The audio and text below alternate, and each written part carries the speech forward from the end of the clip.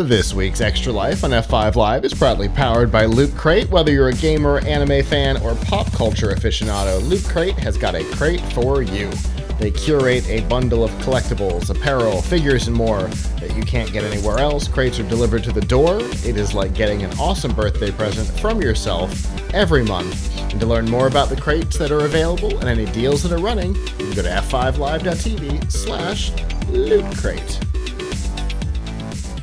That would also make a good last-minute subscription gift for somebody. Back to our last topic. If you know the types of things they're into, Star Trek, Star Wars, something like that, you could easily get them a Loot Crate subscription. Anyway, something that's less popular right now is NFTs. They are a technology that creates a fascinating dichotomy. There are people who love them and people that hate them, and there does not appear to be anybody in the middle, from what I can tell. And lots of different parts of the world are all trying to incorporate them into their offerings. Recently, there was an announcement from Discord that they were researching it, and they've backed off because of customer feedback. And we could have just talked about that, but there's a lot more because this week an interesting situation happened. The game S.T.A.L.K.E.R 2 on Wednesday announced that they planned to integrate NFTs into their game in 3 different ways. The first would be a single token that would allow the bearer to be digitized and brought into the game, whoever had it at a particular time, which was an interesting idea. The second version would be certain items. They referred to it as a highly secretive Genesis pack that the company promised was not a pay-to-win situation. And then the third is more traditional in-app purchase type stuff. Now, for those who don't know, an NFT is a non-fungible token. It is something that lives on the blockchain. We talked about it a while back. Essentially, you can think of it as a digital certificate of authenticity that allows the owner of a digital good to sell that digital good and for it to be proven that somebody else owns it. Memes have done it, but in this case, in-game items, skins, weapons, things like that could all be done as a token. You could sell them in-game, you could sell them out of game. A lot of it comes down to, from the developers, a lot of it comes down to wanting to prevent the aftermarket issue of, let's say, this was a big problem in World of Warcraft, buying gold and certain other resources. You would buy it off game, then you'd have to meet in game and trade, hand over the digital good. But how do you know that's going to happen? Well, you don't. So that's a lot of what the NFT stuff is supposed to solve, is giving an out-of-game way to sell in-game things and guarantee that the transfer actually happens. Now, what happened? Wednesday, S.T.A.L.K.E.R 2 announced that these NFTs were coming to the game. Within a few hours, the backlash had been such that the company decided to put up their dukes and fight for their decision, releasing a statement explaining why they did it, and what they were trying to accomplish. We're a small developer. We don't have a publisher. We're looking for ways to generate revenue ahead of the game so we can make sure it comes out in a timely manner. That did not sway. Uh-oh.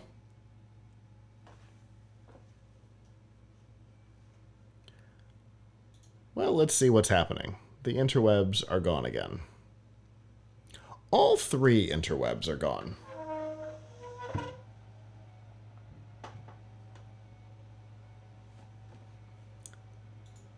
That's interesting. Hello. Can you hear me, Abram? I can't hear you. I'm sorry. Now I can.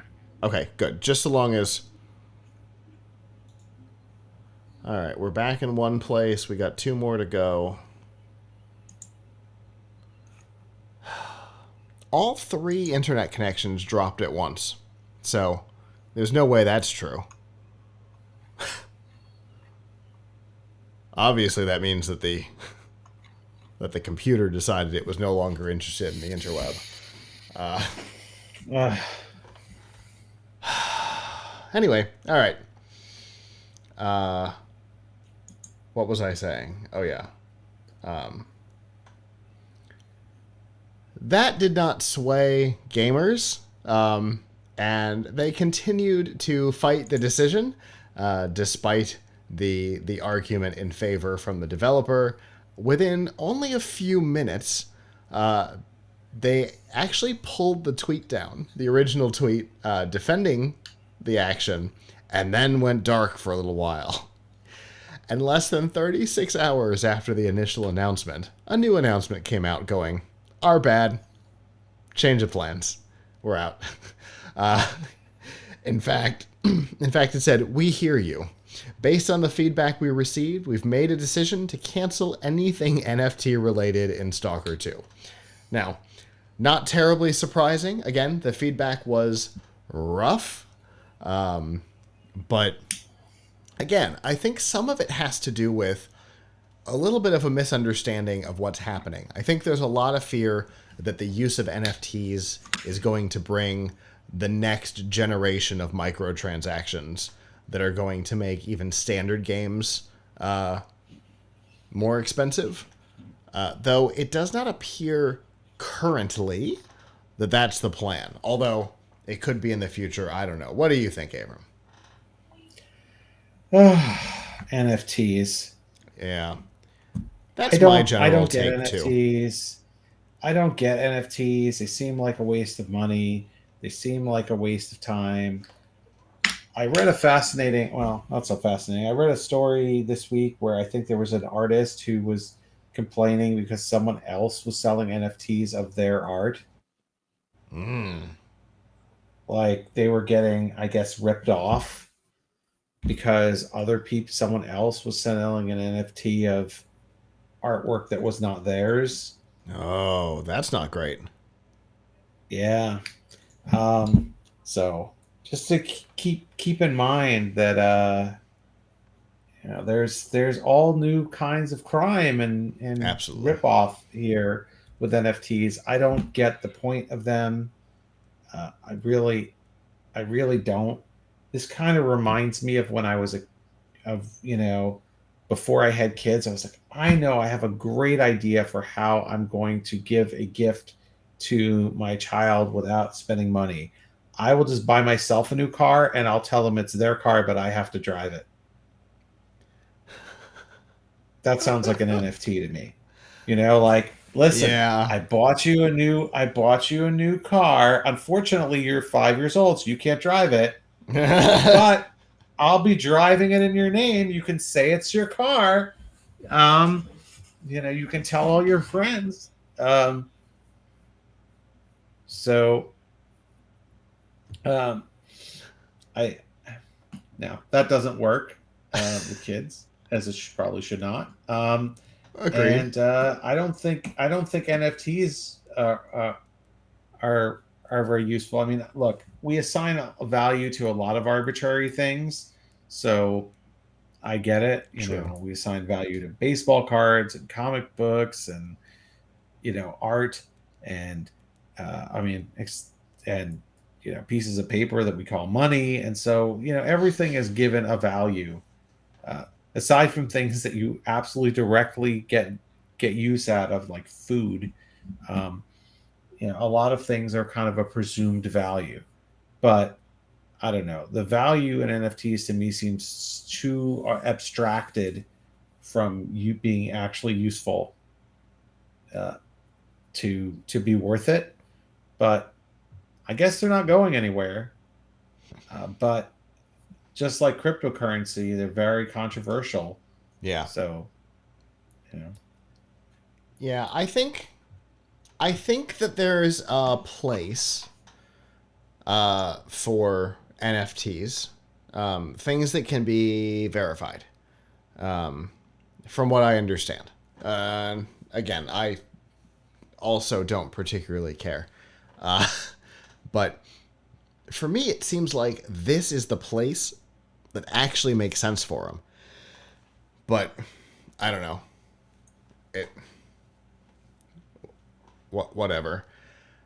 The gamers didn't want it. They're the community. The community didn't want it. So here we are. The good news is that the developer listened to their community. Whether or not it's over a misunderstanding of what they are or a complete understanding of what they are, yeah, whatever the situation is, if your community doesn't want something and you respond to it appropriately, I think that's a good sign. We saw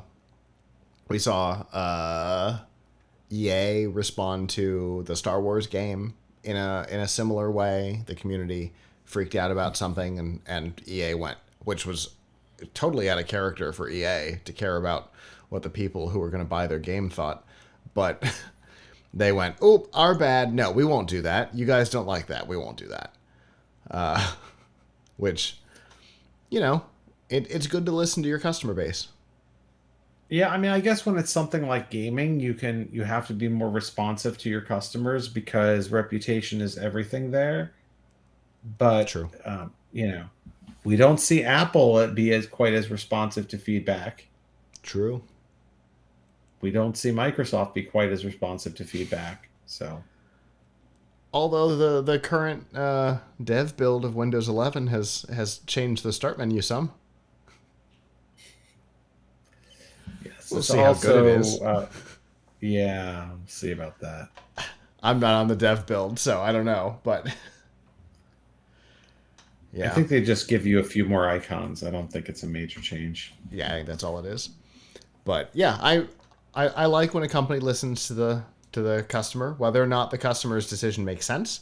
We're not taking a position on that right this second, but the customer base had a response. The developer listened to that response, and here we are. So I think it's a good move for them to save, like you said, to save their reputation, because once a studio's name is damaged, it's hard to come back from it, Blizzard. I'm sorry, did I say that? I didn't mean to put that at the end. It's definitely a challenge to come back from an image that we talk, and it's not just in gaming. We talked about it with OnlyFans a couple months ago, right? So once you have a particular image, it's hard to change that. So I think that was a good move.